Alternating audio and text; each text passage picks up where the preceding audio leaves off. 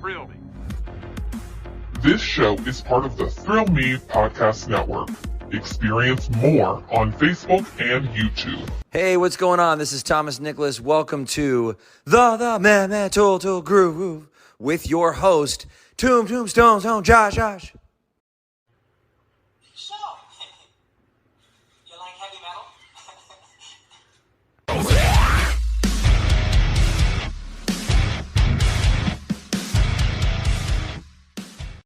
What's up, everybody? Welcome into a brand new episode of the Metal Groove Podcast, where I have a Christmas treat in store for all of you guys.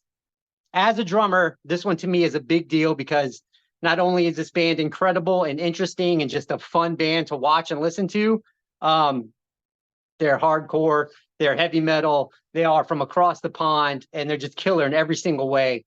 And today on the show, I have the drummer of that band. The name of the band is GLORYHAMMER. The name of the drummer is Ben Turk. What is up, my friend? How you doing, sir? Hey, nice to be here. How you doing? Cool, man. I greatly appreciate you joining me on the show. A couple of friends of mine saw you guys in Charlotte, North Carolina. And they said, you have to check these guys out. And I did, and it has been an experience from the get-go. And so I want to talk to you a little bit about the band, but as a drummer, I want to talk to you about your drumming because in particular, your double bass work is spectacular, man. But from the top, for people that aren't familiar with GLORYHAMMER, why don't you tell us a little bit about the band? So GLORYHAMMER is a fantasy power metal band with a concept based around the city of Dundee in Scotland for reasons that are quite peculiar, I suppose, but it started out as a kind of not a parody. A lot of people think of it as a parody. It was never really not a parody. It was more of an attempt to do power metal in the style of the way that bands used to do it in the late 90s, early 2000s, like Rhapsody and other bands like that. But just There's a little Dragon Force sound in there too, a little bit, I hear. Yeah, there will be. Obviously, Dragon Force were big. They were like the kind of the only power metal band around that people knew about. Obviously, the Guitar Hero thing. They were. I imagine a lot of people's first introduction to power metal. It was probably one of my first introductions to power metal. It wasn't something that I grew up listening to personally. Interesting. But yeah, essentially just trying to update and kind of repackage that classic 90s power metal thing in a way that was more. When was it? 2012. We made the first album, and I suppose just sort of with bands like Sabaton were doing really well, and the idea was just to create something that had the fantasy, all the kind of overblown fantasy trappings and the story and all of the kind of the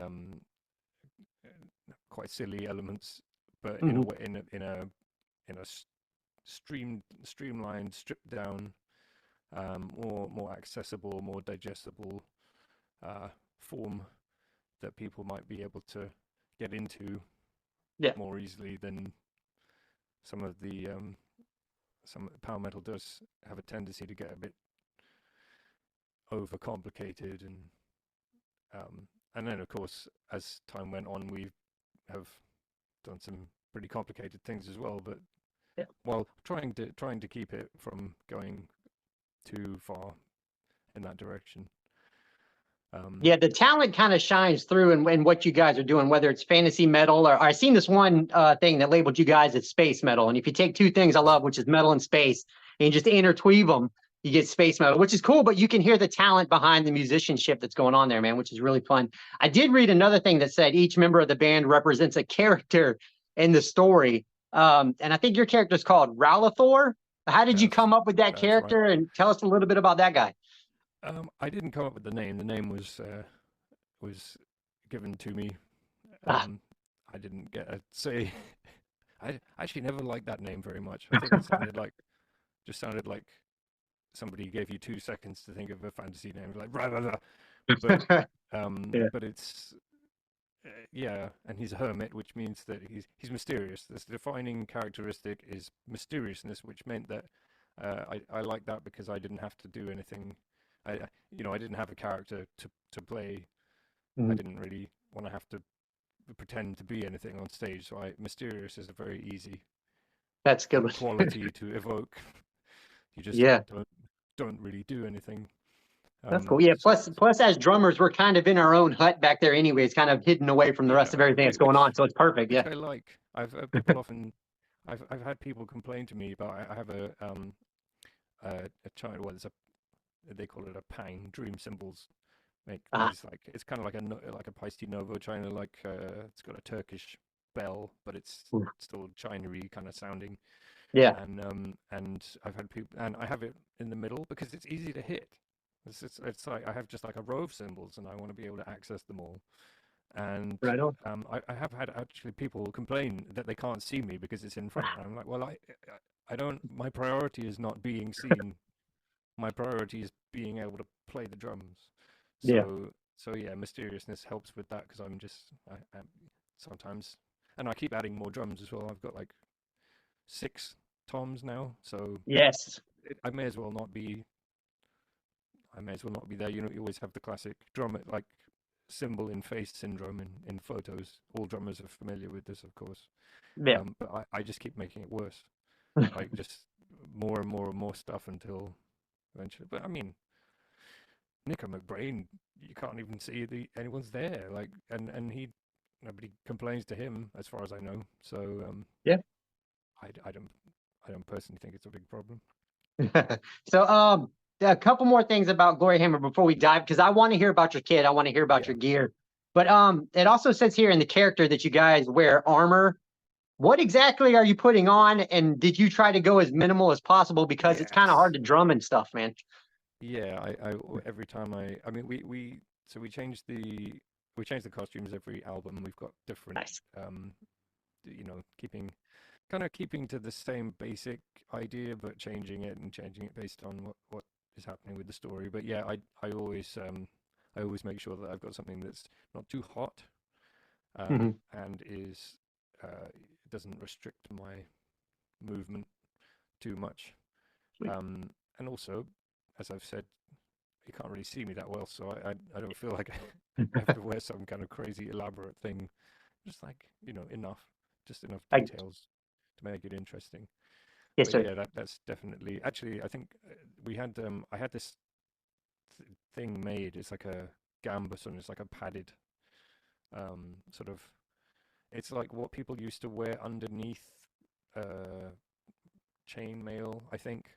That sort of, like, it's padding and it protects you a bit, but also protects you from the stuff you're wearing. And I got one of these made, and it Okay. was so for like the music videos we did last year, yeah. Okay. And it was so hot. We when we shot the music videos, it was like June, and I knew there was no way I was ever actually going to be able to wear that on stage, so I had to get Ah, something a bit more uh, appropriate. something a little more light. Yeah, You need like 20 fans behind you or some kind of airflow going on, man. I never seem to have a fan. I've done show.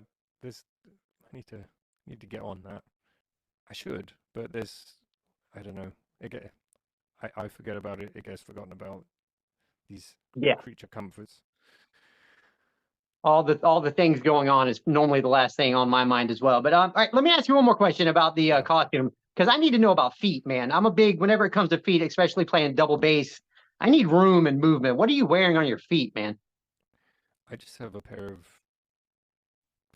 just like trainers, or what do you call them? Sneakers. Trainers Okay. is a UK thing, right? Yeah, But I guess so. um, it's they're just shoes that I tend to find that I just play in a pair of shoes that I'm used to wearing and that are comfortable. I've never had like specific drumming That's shoes. good. Um, Although I wonder about that sometimes. But yeah, I whatever, it just has to be a pair of shoes I'm used to. Yeah. Nothing too kind of. I don't want like big inflexible soles or anything like that. Something that's something that doesn't feel too, as you say, kind of restrictive.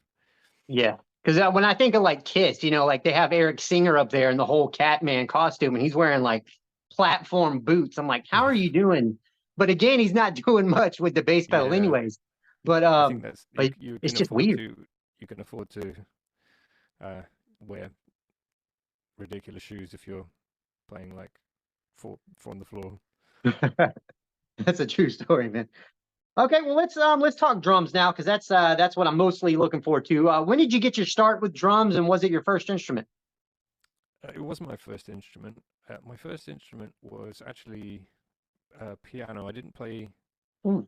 I didn't play for very long. I think I was maybe about 8 years old, and I had piano lessons for a while, and I didn't get very. I got a sort of a, I learned to play like a C major scale, learned the fingering Mhm. for that, and I don't remember how to play anything from then. It's something I want to go back to, but and then kind of stopped for a little bit, and I took up bass guitar when I was 15, and shortly, like 2 months later, I got a guitar as well, and then about a year later, I think was when I started playing drums. So I would have been about 16. Mhm. Um, and I definitely wasn't playing power metal or anything metal. Actually, I was a kind of single pedal purist for Cool. quite a while. I got really into Led Zeppelin, and obviously John Bonham's famous for doing the 1 foot, all the crazy Oh kind yeah. of 1-footed stuff, and Mhm. so I wanted to do that. Um, and it was probably the first 2 years of playing, I was kind of anti double kick for. Change, man. Change is a hard thing to get over because that's how it was too. It took me a while to transition to double bass.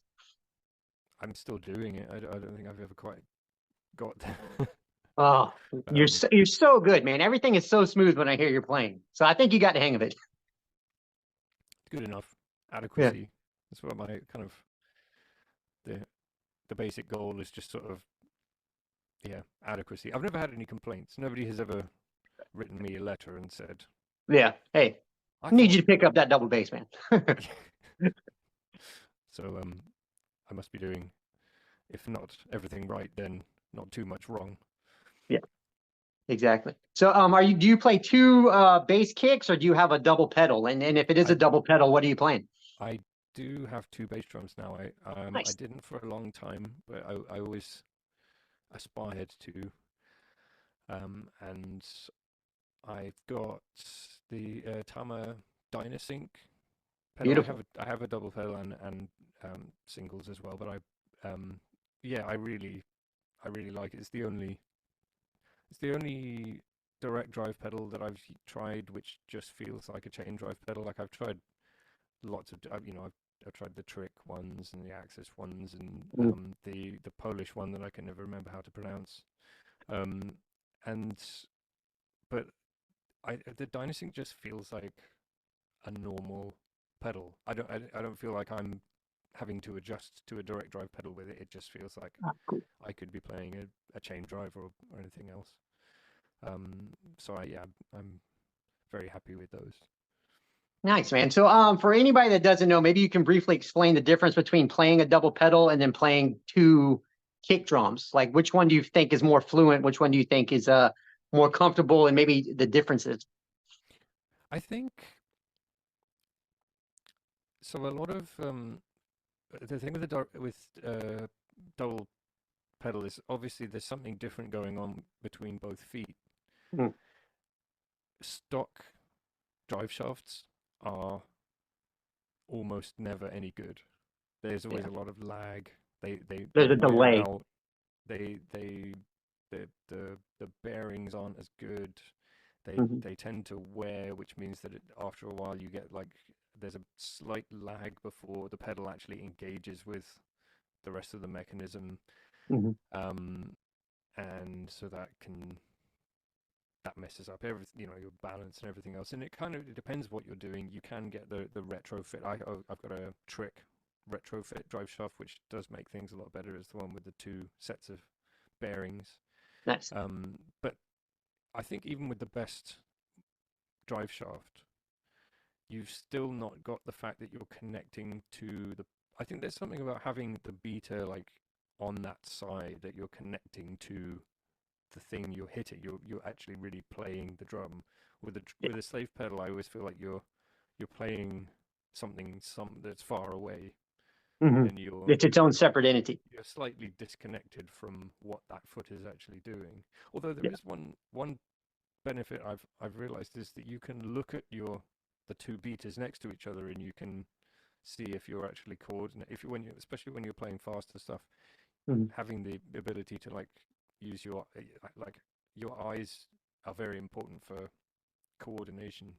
Like it's like foot-eye coordination, I suppose you'd call it. And there is something to that, but I still think the feel you're never going to get a better feel than two single pedals. You can get Yeah. close, but it's never going to be quite the same. And I just like that. It's the kind of old school way to do it. Coming from being a single kick Oh yeah. purist, I now feel like it's the sort of if you're gonna do it, you should have another bass drum. And it looks cooler too on stage, man, which brings me to my next. I want to hear about your setup. Do you have a specific brand that you like to follow? Like, are you a Pearl guy? Just tell me about your kit. What are you rocking? I've got actually just before COVID, I ordered a custom kit from a company called Highwood Drums, who are Ooh. based in Yorkshire in England, and because of the timing, it then took about 18 months before it was actually ready. But it's it's like as I say, well, custom built for me. I ordered 2 kicks and 7 toms, which I tend to use 6. I'm not allowed to use the 7th one. Our sound engineer Oh no. doesn't want me to have another one. I'm going to use it one day, but I actually got 7 because I couldn't decide which sizes. I couldn't decide whether I wanted 8, 10 at the top or 10, 12. Yeah. And so I got an 8 and a 14 in addition. Mhm. So it's like 8, 10, 12, 13, 14, and then 16, 18 floor toms. So I Beautiful. could sort of mix and match. Mhm. More recently, I've been using. I've tried both setups. Like I've been using 8, 10, 12, 14, 16, 18 most recently because I quite like having the higher, like having more of a range. Because I for the first 8 or 9 years of GLORYHAMMER, I was playing. I had 4 toms. I had 2 rack toms and 2 floor toms. Okay. And there's something about the power metal. The difficult thing when it comes to kind of coming up with drum parts, the music is very. Um, there's not a lot of syncopation. You're quite limited in the opportunities you have for syncopation, and a lot of the time you're playing a kick on every subdivision. You're playing either 16th or 8th notes or Mhm. whatever. So you can't do like cool stuff with bass drum placement. So you're You think saying, so when you say syncopation, you mean improv? Like there's not I any room mean to improv some stuff in there. even if it's not improvised, you're kind of just you're playing something on every note. A lot of the time, Mm. if you're playing in a groovier style of music, if maybe you're like metalcore or something like that, you can use the spaces. You can put a kick drum in a cool place. You can create interesting grooves just between the kick and the snare. But when you're playing a kick drum on every beat, every subdivision, the entire Yeah. bar is completely full of them. And the same thing goes for fills. So where do you go? So the only other thing that you can really do without also you don't want to kind of play against the music if the music is also all like eighth notes on every bar. If the guitar is playing a riff that is like an eighth note on every bar, Mhm. you don't want to play weird accents too much because it will start to sort of suck away the groove Yeah. such as it is of the music. So the only thing left is pitch variation and a sense of sort of like melody. So that Mhm. was why I always wanted to add a few higher voices in the toms, Yeah. just because and also I just there's something really satisfying about a tom fill that has lots of toms in it. I don't think, Yes. however many, you always get like guys in their 60s on drum forums and stuff talking about how it's, if you can play, you should be able to play everything on a four-piece kit. It's like, I don't really think that's applicable for every style of music, every situation. Sometimes, you imagine that, was it Fat Bottom Girls by Queen? Yeah. There's the fill going into the second chorus with Uh-huh. starts on like 2 octabands and then goes down all of the toms. There's nothing very clever about that fill, but it sounds amazing, and you couldn't Yes. possibly replace it in the song with anything else. It's like it's an absolute perfect fill for that moment. So I'm not going to go and tell Roger Taylor that he should have done that on with 2 toms. No. I think that would make me a fool. You know what? It's to your interpretation. You're the writer. You're the artist. Is what you think fits. You talking about that reminded me of Phil Collins' "In the Air Tonight." That's probably played on That's, I 4 think, to 5 toms 5 in toms, different. isn't it? It's not even that many, and it doesn't sound that different, but it sounds perfect for what he needed it to sound like. Actually, Phil Collins is a great example of a drummer who uses toms in a very melodic way. And again, it wouldn't improve the music of Genesis or his music if you took the toms away, because that huge tom sound is like, that's him. That's his identity. Actually, I think John Bonham as well had the whole drum kit sounded like that, but he had a very melodic tom sound with the high tunings and everything else. I think for sure. There's definitely a place for it. Completely agreement. So is it whenever you say you're not allowed to use one of your toms, is it on the high end or is it on the low end? It would be on the higher end. It's mostly just to do with how many channels we have free on, like the stage box, or it's like it's another microphone, it's another channel on the stage box, it's another channel on the desk, and then you start ending up having to hire bigger and more expensive gear. So I think we're like maxed out on the number of channels, maybe like up to, I don't know, 16 channels of drum mics, and and then to add another one, or maybe it's, I can't remember how many we've got on there, but it's like, I think the situation is, if we added another one, we'd need a much bigger, we'd need to rent more expensive gear, and then maybe the desk, maybe there's like, we don't have enough preamps or something. I can't remember, but one day I'll have it, and then I'll add another 3. It's gonna be glorious. That's what I know, man. The never-ending battle between drummers and audio engineers. Yeah. Come on, man. I need more mics. Let's go. But all right, moving on from toms. How about cymbals, my friend? What are we playing on cymbals? I've got so I'm a Dream cymbals artist. I have been since 2011. So before we did the first Gloryhammer record, I've used them on every album. I've used them basically every time we've done a show. And I'm a big fan of Dream for a number of reasons. One of them is, but particularly though, they don't have a lot of metal. It's not like the sort of typical metal drummer's cymbal. Metal drummers will typically go for something perhaps a bit brighter a lot of the time. And they have a darker, jazzier kind of character, but very, very expressive. You don't need to hit them too hard. I don't like having to hit cymbals really hard in order to get them to open up and produce a full sound. Even if I do hit them hard most of the time, it's still nice to have that control. Because there are some cymbals that are so heavy that unless you hit them as hard as you can, they don't really work properly. They don't ring out. Yeah. Yeah, you don't get that like wash. So I've got 2 pairs of hi-hats. I've got a 22 ride, so I've got a X hats and the regular hi-hats. I have 3 crash cymbals, Energy series crash cymbals, 16, 17 and 18 at the moment, and the 16-inch Pang in the middle, which prevents people from seeing or taking photos of me, and then I've got a 16-inch China on the right, which is The dream ones they're a bit like the Wuhan ones, where it's Oh yeah. essentially like like a traditional Chinese hand symbol, and they've Uh, just drilled a hole in the handle, yeah. and you stick that on a cymbal stand. And then I recently added a 20-inch pang on my left, which sometimes I forget to use, but I'm trying. I don't like having stuff there if I'm not hitting it, so I'm trying to use it more.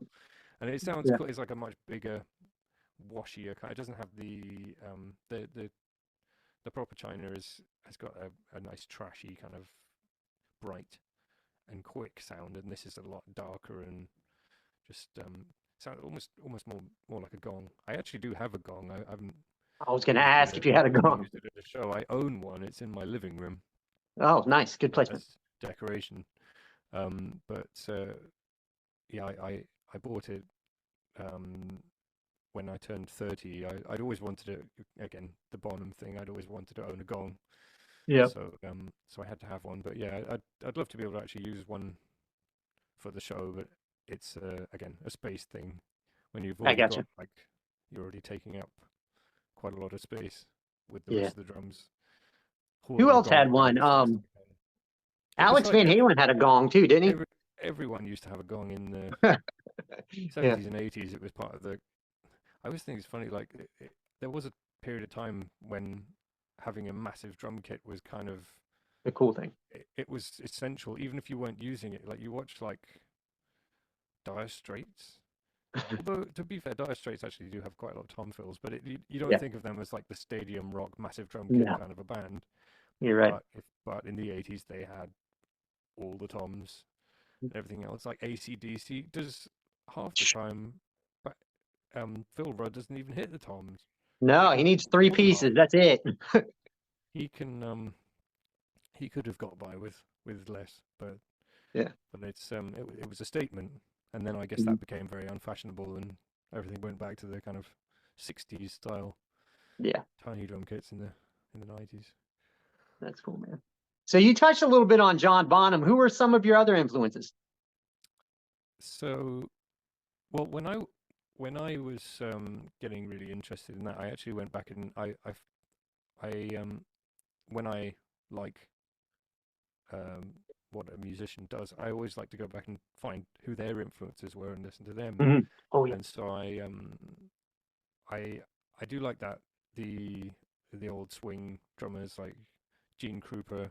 Like now, Buddy Rich is obviously amazing, but there's something about I think Gene Krupa just has that kind of he was the first guy who really became famous as a drummer. He was like Mhm. and he had the charisma to carry the whole band, and it's just so fun to watch Yeah. him. Like I think he's still kind of like the archetypal um, drummer if you go back to at least back to those days. And then Mhm. people like Bernard Purdie, obviously another big Bonham influence, but like lots of lots of different. I mean, I try and draw from as many different things as possible. Stuart Copeland, Oh, he's so um, good. is His so good, timing yeah. is insane. And the way that he composes, like the parts that he plays, are so interesting. Mhm. Um, uh, Abe Cunningham from Deftones, huge Oh, huge fan of his. Like the bass drum placement is always so like he's the sort of the king of minimalism. Just playing like he plays so is able to play so little and just have the most gigantic impact. mhm. So I find that very inspiring. Dave Lombardo in terms of Oh my gosh. double bass, and also I think he's such a unique player. The way Mhm. that I think being left-handed and playing on a right-handed setup, just that forces you That into doing things in a slightly different way. yeah. And the way that I love the way that but he also just like the energy that he puts into fills. There's Mhm. there's a lot of like the sort of modern death metal thing of playing like four notes per drum as fast as you possibly can. Yeah. I always find that very unsatisfying. But he'll be just like all over the place, and if it just sounds like it's so aggressive and it's like controlled chaos. Straight. And just just makes a great sound. I Yeah. think it's just there's I think there's always something. It can be hard, especially these days where everything's samples and stuff. It can be quite hard to have an identity as a drummer, have a Mhm. sound. You know, like guitarists, they dial in their sound, they pick their gear, they get a sound, and it sounds like them. Mhm. But as a drummer, you've got to you've got to do something special to have To stand out. that Yeah. to have that thing where somebody can listen to it and go, "This could only be this guy." Um, More recently, Eloy Casagrande, um, uh, from who is in Sepultura, although I guess not Oh. anymore. But he's absolutely sensational, just Mhm. phenomenal, like just frighteningly good. Um, I don't understand half the stuff that he does, but I find it absolutely amazing. Brilliant. Lewis Cole as well. He is. Okay.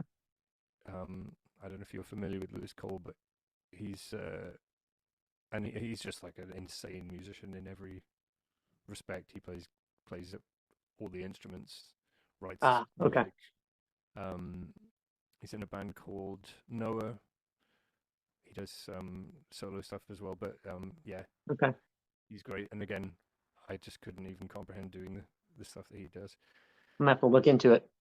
Yeah. Other people like Larnell Lewis, the Snarky Puppy drummers, Robert Seawright, Mhm. um, just a lot. Like all the kind of I would love to be able to do that the linear fills and stuff that the cool kids do, Uh-huh.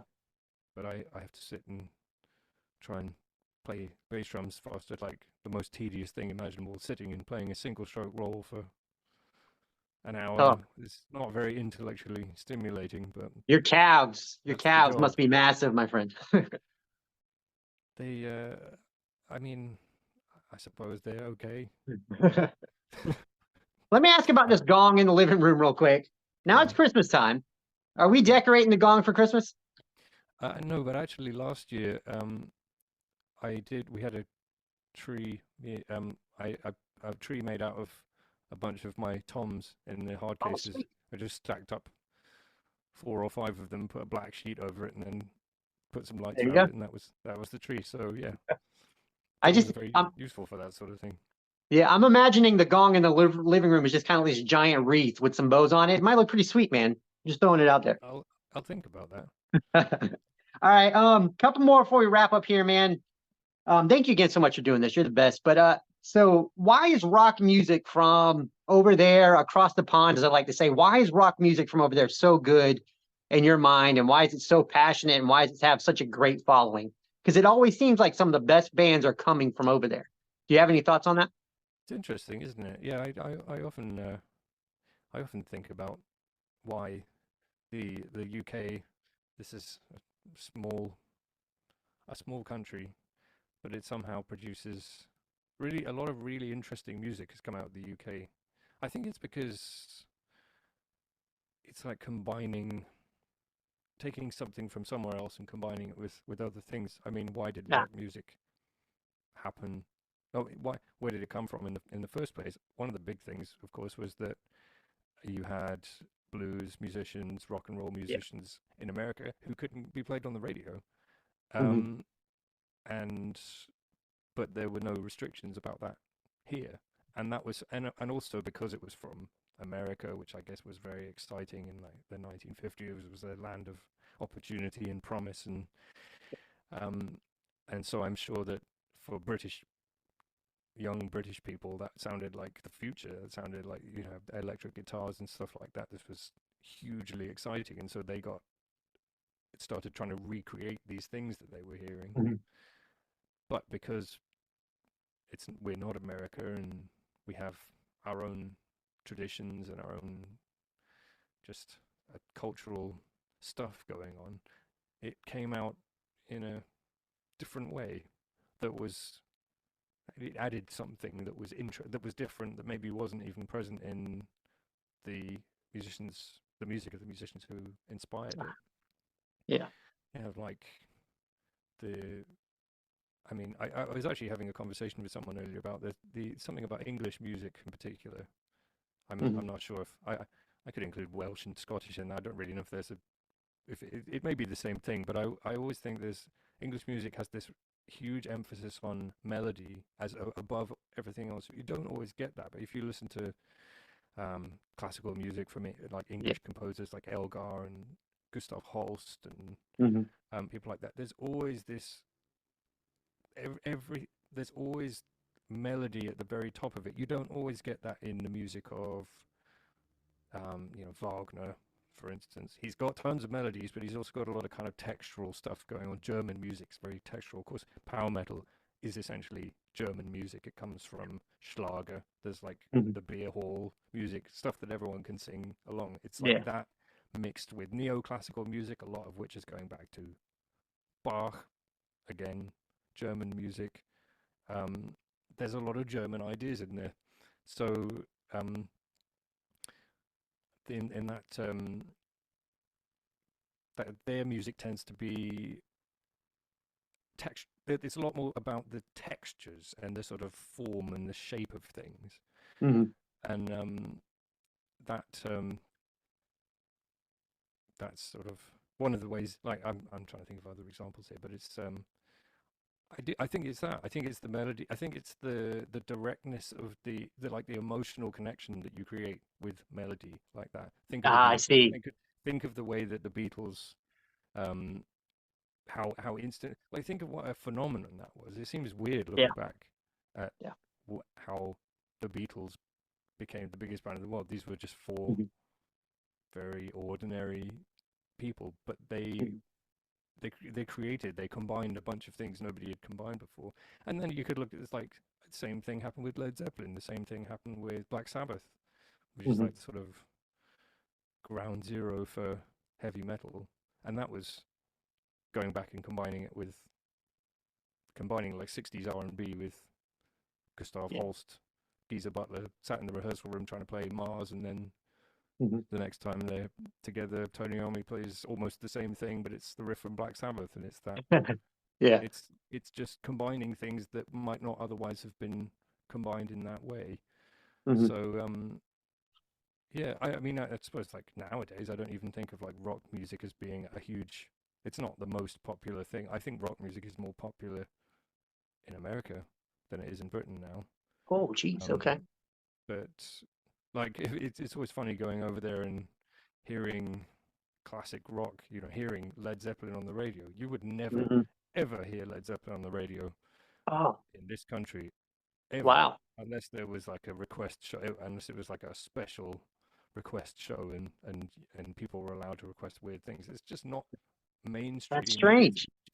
It's very strange. They were the biggest band in the world, but you just don't hear them. You'd never hear AC/DC on the radio in this all the time over here. You unless it's like one specific like rock station, but it's just not part of that kind of like cultural zeitgeist anymore.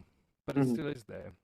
Maybe it's the same thing backwards. Maybe it's the same way that the British musicians were listening to like Little Richard and Chuck Berry and thinking it sounded very exotic and strange and different and exciting. Maybe some guy in Texas listens to a song by a guy from Birmingham or Sheffield and it's like, wow, what is this amazing thing? It's the same thing. Gloryhammer has that, I think, quality because of the fantasy thing. A lot of people don't even realize that it's a silly story about real places. They think it's all made up. It's all like Dundee doesn't exist. Dundee is a real place. It's not actually as exciting as we make out. But yeah, fantasy. People like that sense of what was that quote? Lemmy. There's this. I always think of. You got a bunch of them. Saying the. It was like when people don't go to a rock concert to see their next door neighbor on stage. They go to see a being from another planet. Yes. And he was absolutely right about that. Yeah, that's the truth, man. That's truth, man. What you were saying just then, talking about some dude from Texas. Hey, a couple of kids from Michigan called Greta Van Fleet heard Led Zeppelin and they took off and ran with it. So you might be right that things have flip-flopped here between the Yeah, it's two like places. yeah, it's true actually, isn't it? That's the exact same thing Yeah, happening in reverse, yeah. like 60 or 70 years later, I suppose. That's Not cool, 70 man. years after Led Zeppelin, obviously. 70 years after Chuck Berry. All right, so all right, since it is Christmas time, I just want to know if you have any traditions or what does Christmas mean to you? Briefly, sir, if you have any thoughts on Christmas. I don't know if I have a lot of thoughts on Christmas actually. Um, Food. I think the food. I think that having foods that you don't see. Christmas here is. Uh-huh. I feel like it fulfills more the role that Thanksgiving does over there. Thanksgiving Oh, is Thanksgiving is the food interesting. event, isn't it? That's like Yes. of that time of the year. Everyone talks about the turkey. Everyone talks about all the foods, and everyone has Uh-huh. their foods that they want to have. I'm married to an Mm. American lady, so I'm familiar with the whole the importance of Thanksgiving and how it works. And we're Yeah. like for Christmas isn't obviously there's the presents and stuff like that, but not having a Thanksgiving type thing. We have turkey at Mhm. Christmas, so I think that's a big part of it. Okay. Um, Are you guys big just on decorating your houses and going to see lights? there's lights. Okay. There's always lights in the every town will have Christmas lights at Christmas, and we'll have yeah, stuff decorated. I guess people decorate. People put up lights. I like it actually. Now that LED lights are so cheap, Yeah. everyone people put them up. I always used to be disappointed when I was little. I would really like all the Christmas lights, and then when people took them down, but it was still January Uh-huh. and grey and depressing because we don't have snow here. It was always kind of was Yeah. always felt sad. You don't feel like you needed that. And now they don't take much electricity and they're cheap to buy. People have started just leaving them Leave 'em up. up, and I get to see them for sometimes all year round, which Yeah, keep is that mood great. going. As a fan of lights, I leave them up. That's cool, man. All right, what's the best band you've ever seen live? Like you guys put on a phenomenal show yourself, but who is one of those bands that you're like, man, that was an experience. That's a good question. I saw Snarky Puppy, very muso choice, I know, but but that was just amazing. The first time I saw them was just like just to see a band with Uh-huh. there were like 9 of them. I think I know the whole band is even bigger than that, but just to see that level of musicianship and that level of just like freedom to Mhm. improvise and play and everything else, and have a crowd who were all clearly musicians as well, just completely enraptured by it. That was Uh-huh. amazing. That's cool. Noah again, similar kind of thing. I've seen Noah a couple of times, and that's always just amazing. But in terms of like, I don't know, in terms of like a big show, I'm trying to think, because those are like obviously on a musical level, being dazzled by the musicianship and everything else. I'm Mhm. trying to think of a band who I've seen where it was like the show was the thing. I don't know. I saw AC/DC in 2008 at Wembley Stadium, and I couldn't Wow. see them. Oh It was no. frustrating. I was actually waiting for Paul Templing, our guitarist, to I don't know. He'd already seen them because he worked at the stadium in Cardiff, and Sweet. I guess he wasn't as excited as me, and so I waited for him, and I lost my space. So I was like Damn. literally couldn't see them, and obviously in stadiums it sounds bad as well. So I felt the satisfaction of having been there, and I love Yeah. AC/DC, so that was still very cool. But in terms Mm. of the actual experience of the show, I don't know. Just wasn't as fulfilling as you had hoped. There's got, I guess it was. It was nice to think that I was there. Yeah. But I'm trying to think. I've seen so many bands, but nobody is standing out. Well, maybe on a future episode, sir, we can have you come back and talk about some of the shows you've been to when they come to I'll the have, forefront of your mind. I'll have thought of it Um, by then. but this was Ben Turk of the band Gloryhammer. They are about to embark on a double headlining tour with Beast in Black. That's going to be a killer bill, man. So make sure you guys get out there. And if you're on my side of the pond, you guys are actually going to be coming back this way in March of next year to tour the U.S. and Canada. That's pretty exciting, my friend, man. Do you like coming over to the States to tour? I do, yeah. It's always we're always very enthusiastically received. I think because bands, our kind of music, don't go over there very often, so people are always like they'll come from far and wide to see us, which is always very nice. Everyone's very friendly. We don't get much sleep Oof. because the roads over there they really are not good. They are I not. don't know if you've ever tried to sleep while driving all the way around the United States of America. Well, It's not easy. sleeping while driving is frowned upon over here, my friend. Well, someone else is doing the driving. I know what you mean. I'm just messing. But yeah. So that's that not quite so keen on that aspect, but it's worth putting up with for the sake of the rest of it. Completely understand that, man. Completely understand that. I did see that the newest release by you guys was a cover of a Cheap Trick song called now I'm blanking on it. Mighty Wings. Mighty Wings. There you go. Top as- Gun is what came into my head just That's now, the but one, Mighty yeah. Wings. How did you guys land on covering that? I think we just really like the song. We just Hmm. it's one of those it's just one of those songs. I think we just felt like the kind of probably were listening to it and thinking we should write a song like this because this is a great song, and then Mhm. it ended up we did it as it was a bonus track on the last album, and it was only on there was like a limited edition wooden box Yeah. edition of the album, and it was on the B side of the 7-inch that you get in the box, so there would only been Mhm. 1,000 copies of it. And then that was what we originally did it for, and then we all just felt like it was a shame that nobody else got to hear it. So I Ah. personally, so I do a lot of all of our orchestral arrangements and stuff in our music, Oh, sweet. and like the synth and stuff like that is also Beautiful. that's my job.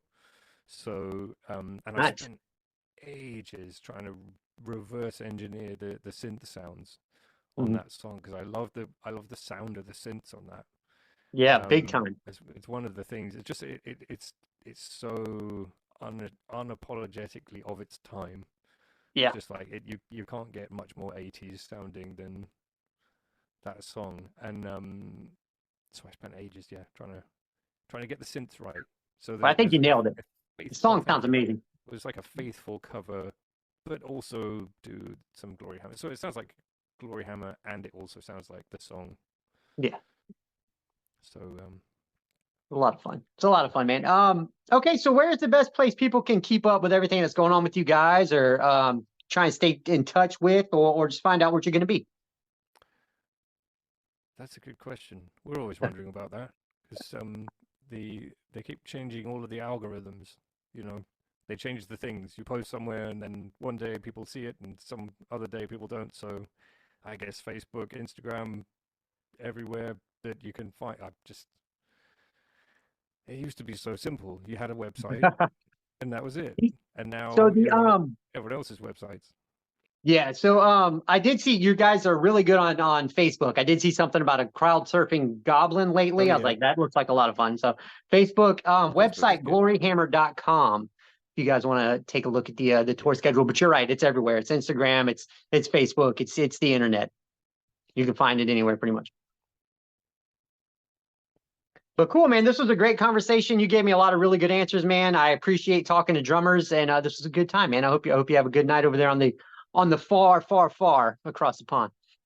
Thank you. Yes, sir. But this was Ben of the band Gloryhammer.